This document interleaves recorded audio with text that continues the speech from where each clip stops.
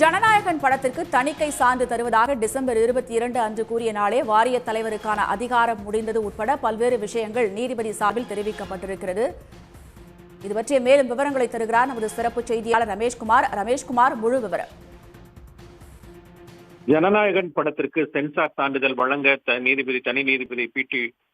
ஆஷா உத்தரவிட்டிருந்த நிலையில அது தொடர்பாக தணிக்கை வாரியம் மேல்முறையீடு செய்திருக்கிறது. இந்த நிலையில தான் நீதிபதி பி.டி. ஆஷா வெளியிட்ட தீர்ப்பினுடைய விவரம் என்பது வெளியாகி இருக்கிறது. அதுல படம் பார்த்த சான்றிதழ் அளித்து ஒப்புக்கொண்ட பிறகு புகார் அளித்தது உள்நோக்கம் கொண்டதாக உள்ளதாக அவர் அந்த தீர்ப்பிலே குறிப்பிட்டிருக்கிறார். படத்தை பார்த்து சான்றிதழ் அளித்து ஒப்புக்கொண்டு பின்னர் உறுப்பினர் ஒருவர் பின்னர் அது புகார் அளிப்பது ஒரு ஆபத்தான நடைமுறையை ஏற்படுத்தும் என்று அந்த உத்தரவிலே அவர் குறிப்பிட்டிருக்கிறார். மேலும் மறு ஆய்வுக்கு உட்படுத்த தணிக்கை வாரிய தலைவருக்கு அதிகாரம் இருந்தாலும் கூட சான்றிதழ் அளிப்பதாக ஒப்புக்கொண்ட பிறகு மறு ஆய்வுக்கு அனுப்ப தலைவருக்கு அதிகாரம் இல்லை என்றும் அந்த உத்தரவிலே சுட்டிக்காட்டியிருக்கிறார்.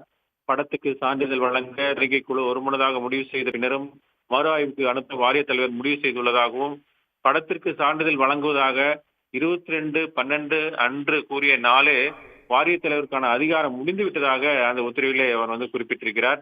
22/12 அன்றைய கடிதம் மூலம் யுஏ சான்றிதழ் வழங்க முடிவு செய்தது தெளிவாகிறது என்றும் தனது உத்தரவிலே நீதிபதி பி.டி. ஆஷா தெளிவுபடுத்தி இருக்கிறார்.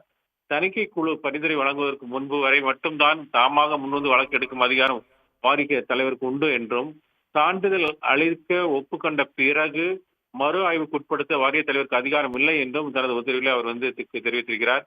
எனவே 6/1 அன்று பிறப்பிக்கப்பட்ட அந்த வாரியத்தின் உத்தரவு ரத்து செய்யப்படுவதாக அவர் தனது உத்தரவிலே தெளிவுபடுத்தி இருக்கிறார்.